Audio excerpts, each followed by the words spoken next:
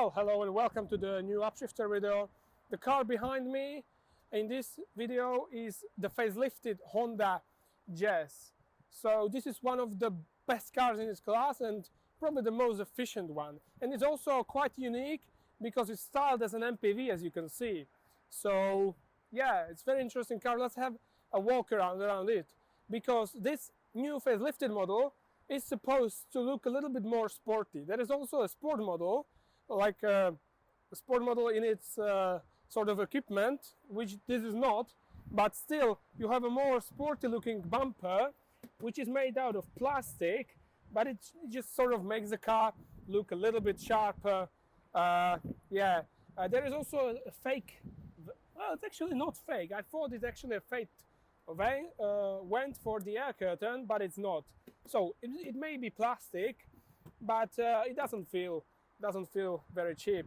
So then again, you have very high quality and very strong actually headlights. And they are very good in the night. In terms of wheels, so you have 16-inch wheels. They have the tires of 185, 55 R16, so slightly narrower tires than some of its competitors, but this car is mostly about the efficiency than it is about driving. And of course you have disc brakes in all corners. Now what Honda has also been working on the driving characteristic of the car, which is maybe slightly surprising, because the people who mostly buy this car, I think, are the older generation, but they made the car a little stiffer, particularly the dampers, and the car just feels, also the chassis feels a little bit stiffer as a whole. So on the way back, I might point you to this MPV style of the window. So this is the reason why I call it a MPV mini car, and it actually makes the visibility much better when you're driving the car. So yeah, let's have a look into the boot, which I would say is a reasonable size. So you have 300 liters of the capacity, and you of course also have the underfloor storage. And the good thing about the boot is that the loading is quite low down, which is a great thing, so you don't have to pick things high up. Yeah, pretty practical, and it is not the only good thing about this car, because let me show you what you can also do to make your Honda Jazz even more practical. Now, of course, this is the solution. If you are a Honda owner, you may already know about it, but you can put the seats up like this, if you may point to this. So you can put the bench up, and you have huge space to store things inside. So this is really amazing. Now, in terms of the rear design, well, you have these integrated lights which go slightly over the corner. You have a shark fin antenna, again for the aerodynamic efficiency, which is not the best in its class. It's 0.3, I think, CD, but it's all right. And maybe an interesting sort of styling, which not everyone might like, is how they put the fuel tank cap and its cover. So they sort of integrated it into this area, which now looks a little like there is too much going on. Yeah, but all around it's still a compact car, but it is incredibly spacious inside. So let me show you. This car has the best-in-class rear legroom, and it is true. This is absolutely amazing how comfortably you can sit inside the car. You have a huge space for your knees, absolutely huge space also for your head. You have a huge tray for a bottle here, and you also have two USB-C connectors in the back for charging. One thing that is missing though is the air vents for the air conditioning. You might have some here in the floor, do you? Yes, you do, but you don't have them in the central panel. So yeah, now let's have a look also at the engine. So let me just pop it up. So let's have a look at the hybrid system of the car, which has also been improved together with the sportiness of the car. So the one interesting thing, look at how high the bonnet opens up, really high up, and you have a long stick for it. So here is the engine. It's a 1.5 liter. Of course it has the VTEC and all the Honda stuff, but it has increased power, both the petrol engine and the electric engine. So now together the output is 122 horsepower and 253 Newton meters instead of 109 horsepower that was there before. And the hybrid system, as you'll hear in a moment, works absolutely flawlessly. It's a really great car. I was able to average 3.6 liter on a 300 kilometer trip. That is amazing. And maybe to tell you a little bit more about the weight distribution of the car, which is of course also important for the driving. So you have the engine in the front, maybe slightly in front of the front wheels. Then you have the small battery, the hybrid battery, on top of the rear axle, again for the weight balance and the distribution of the weight. And then you have the electric motor for the regeneration. You have it under the front seats.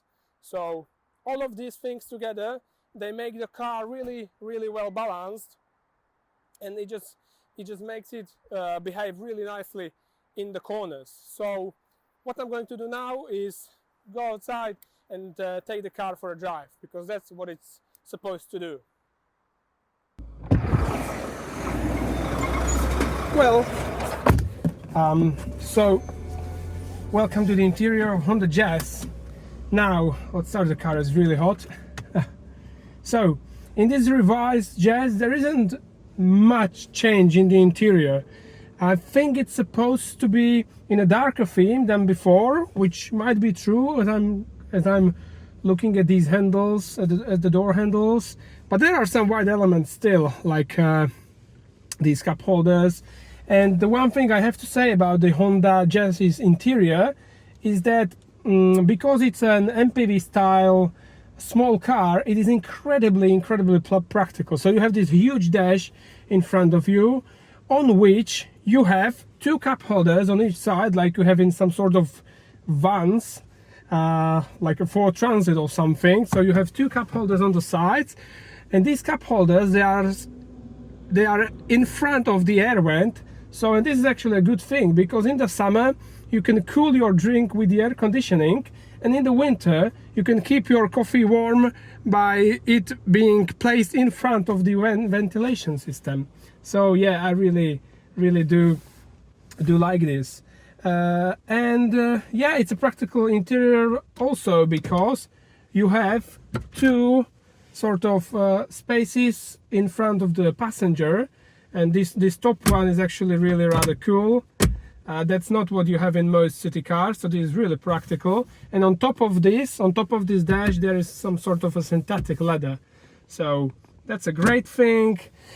And then there is connectivity. So you have a 12-volt 180 watt socket here, two USB-A connectors. One is for charging, one is for multimedia, for connecting the Android Auto and stuff, even though the Android Auto and Apple CarPlay are wireless here.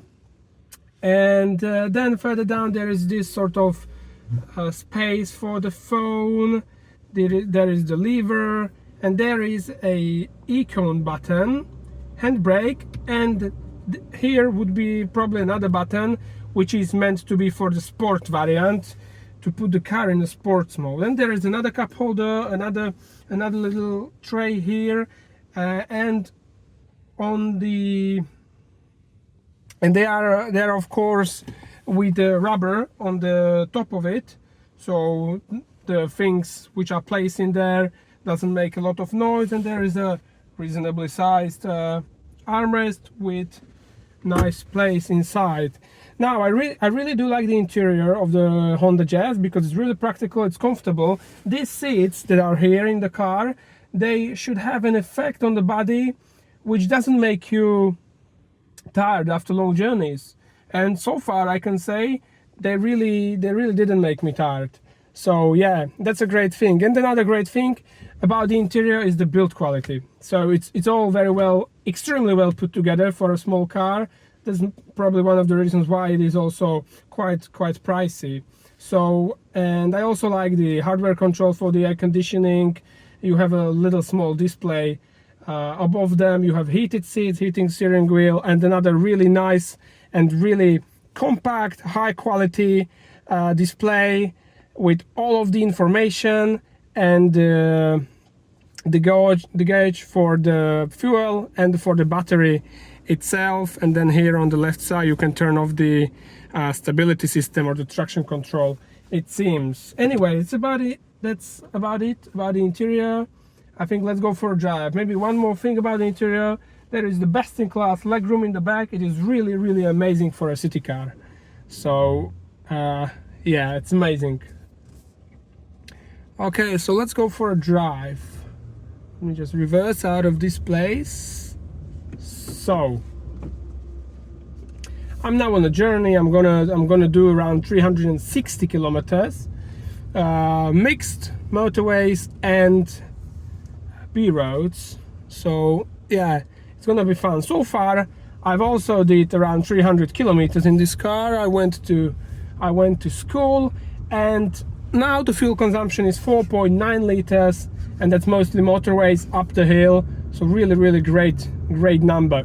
So now in terms of powertrain, the new thing about this facelift is that it is more powerful.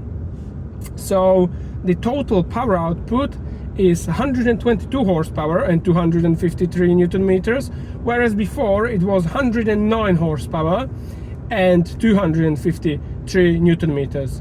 The change here is in both engines, so in both the electric motor and petrol engine, where the petrol engine went from 97 to I think 107 horsepower, and the electric engine got like 10 kilowatts increase, which is like what, 13-14 horsepower maybe. So yeah, that's the increase, and it's paired with the CVT gearbox as before.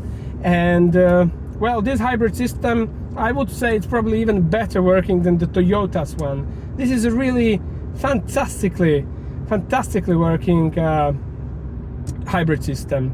So the car, of course, when the battery is low, is nearly flat, it's trying to recharge the battery, and it does this in a particularly correct way on the motorway, where it always charges it up to about, what is this? Oh, okay, to about 60%, 65% of its capacity. So it's still keeping the juice in the battery, and therefore maintaining the good fuel consumption, because then it can also drive on electric power itself.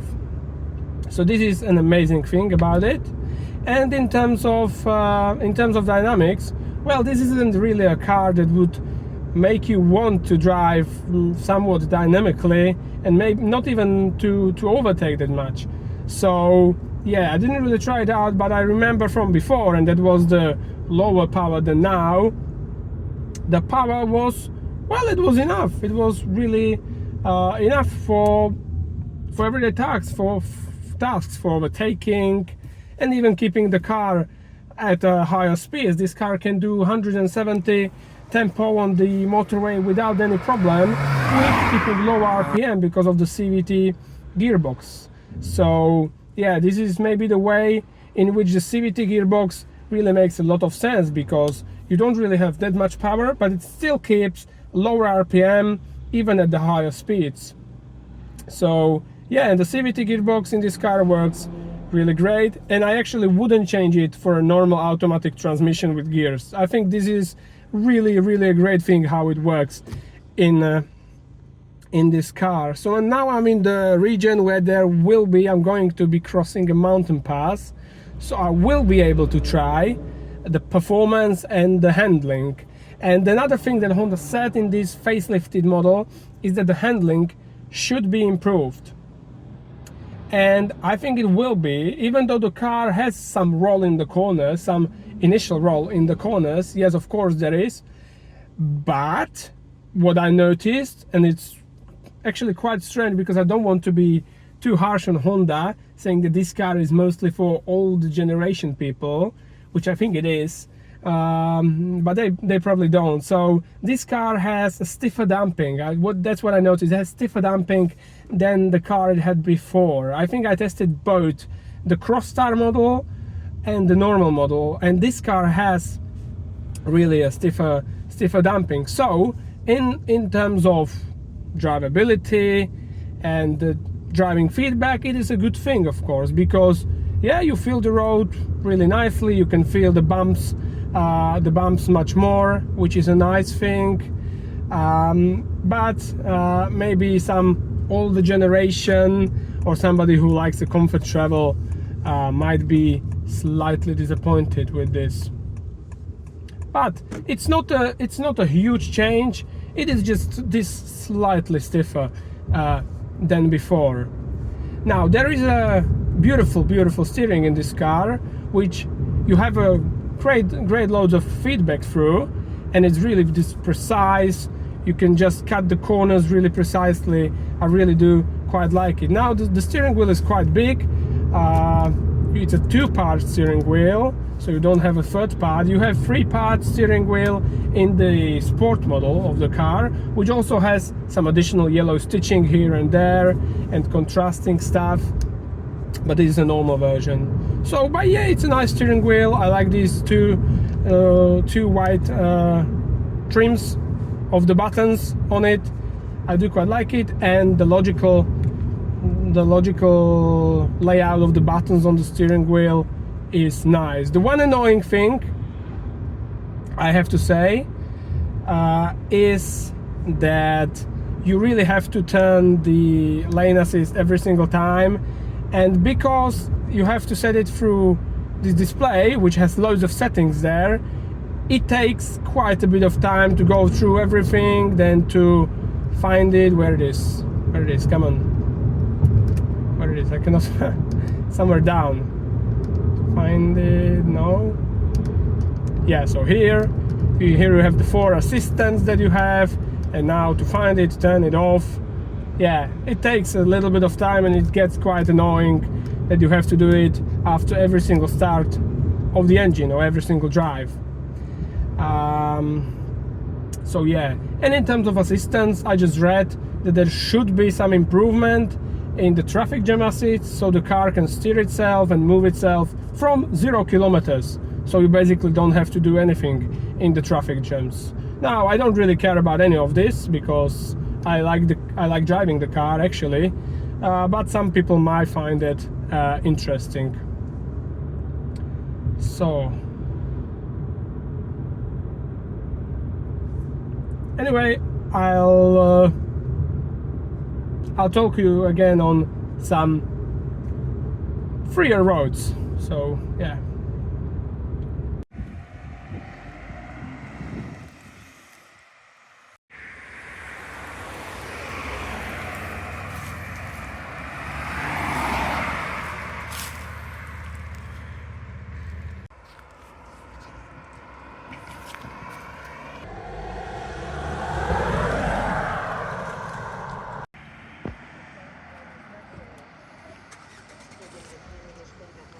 Another thing I like about the car is the sound isolation. So I tried this car on my noisy bit of road on the motorway at 130 kilometers per hour, and it did, I believe, 60.3 decibels it was. So really not bad for a small city car with petrol engine. It was when the engine was turned on. So yeah, really nicely isolated. Even though subjectively you hear the wheels a little bit, but in terms of noise, really nice.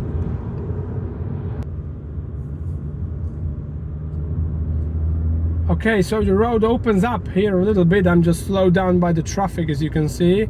I will try to overtake them somewhere and try this 122 horsepower that we have. I think the weight of the car I didn't really check. I don't know where are the documents at the moment, but I think it's around 1300 something kilos, which is not terrible for nowadays day and age. So let's see where the road opens up and I can take these guys.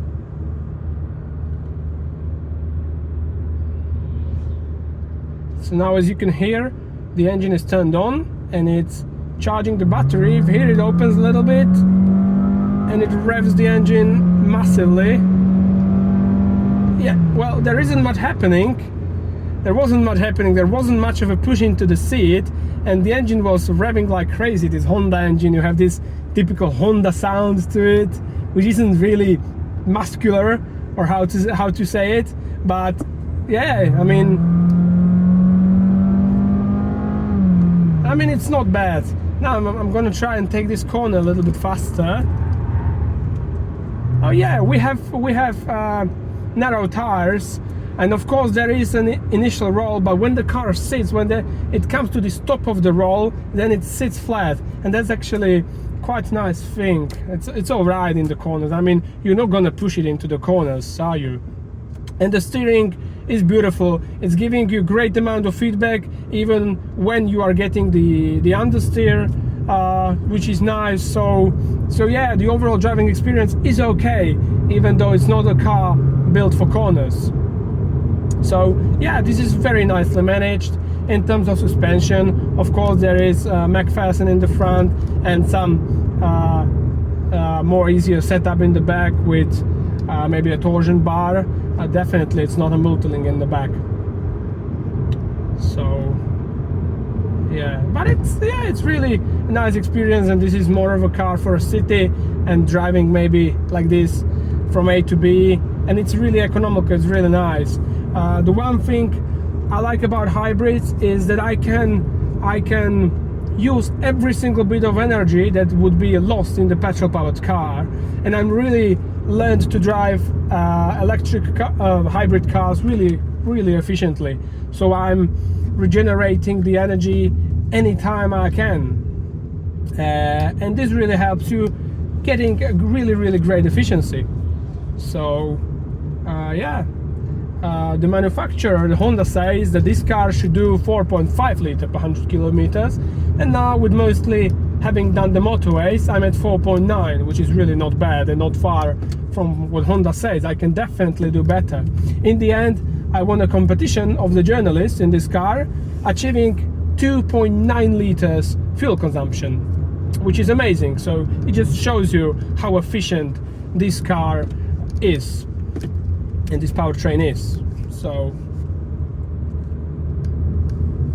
yeah, in the corners, really not bad. Let's try to throw it into this one. Oh yeah, nice. So yeah, there is slight roll, but there was also a little bit of small rotation, I think, from the back. Let's try it again. Yeah, and it holds nicely. It's fine. It's really nice. I think we have 16, maybe 17-inch wheels. This is another great thing, not too big, helping to reduce the unsprung mass, which is also helping the fuel consumption and even driving dynamics, as this is not a powerful car. Yeah, so maybe let's come to the likes and dislikes, because there is not much to dislike about this car. I will come with the likes. So of course the efficiency, as I've said, is amazing.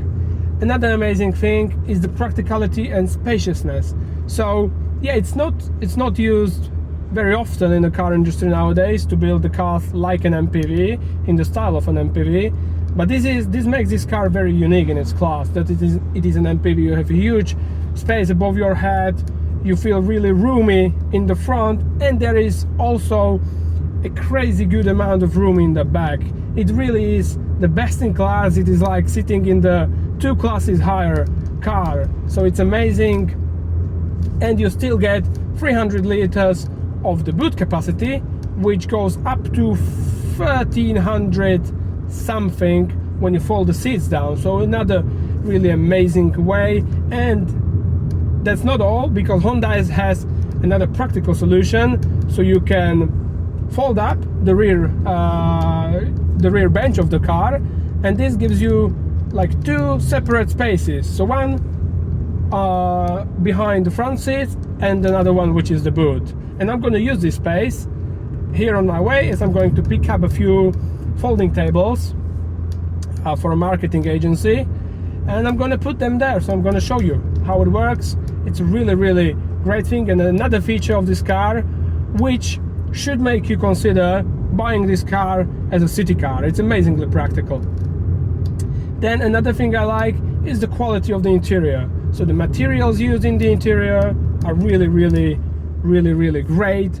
There is, of course, a slight use of a hard touch plastic, but still it's one of the on the better side of feeling of the higher touch plastic. And it's all very well, extremely well put together. Nothing squeaks like in some cars that are trying to look luxurious. This car doesn't try to look luxurious. It just simply feels very well put together, very well. It very well knows what it is and what it wants. It doesn't try to show off. It's just beautifully built, and it's all working really amazingly. Yeah. So now maybe we can come to the disadvantages. The one is, some people may not like the design of this car. So Honda has this philosophy of design to make cars looking like ordinary things from life and improving the design over time, something like this. And me personally, I quite like the design of the car. It has these huge eyes and the sort of face, but some people, yeah, they don't like it. Another thing, more a practical thing, is, as I've said, the assistance. So the lane assist gets turned on every single time you start the engine. I would really like it to be able to turn it off completely. Another small thing, when driving as a hybrid, you use a lot the B mode of the gearbox, so the battery regeneration, and here you don't have the paddles on the steering wheel, which would be handy, but every single time you have to put the gearbox like this into B, and for that to do you also have to press sort of a button, the lever on the gear shift selector. So this could be done maybe a little bit more comfortably, but it's not a really big thing. I can still live with it and get used to it. And now maybe a little bit of a bigger thing, a little bit of a bigger disadvantage of the car is for the people, the price. So this, as a city car, costing nearly 30k, or easily almost 30k, is quite a lot for a city car, even though it is much bigger, I mean much more practical, much more spacious than a usual city car, the Renault Clio, the Polo, the Fabia, but it's quite a lot. But then it gets leveled with the quality that you get in the Honda and with the reliability which Honda cars still get today, even as hybrids. So yeah, you are paying an extra for this car, but what you are getting for your extra, I think, is really, yeah, it is worth it, I think. And yeah, that might be probably the biggest disadvantage of this car for some people. And then it's just up to you. If you like a more sporty drive, you will definitely choose one of its competitors. But if you just like nice, efficient, comfortable driving from place A to place B, this car really probably is the best in its class. I mean, honestly, it is fantastic in most of the situations. So yeah, I think that would be about it to the facelift on the Honda Jazz for the model year 2023. I do love this car. It's an amazing small car. It's amazingly practical. So yeah, keep watching, keep subscribing. More videos with new cars coming very soon. And yeah, in the meantime, all good to you. Goodbye.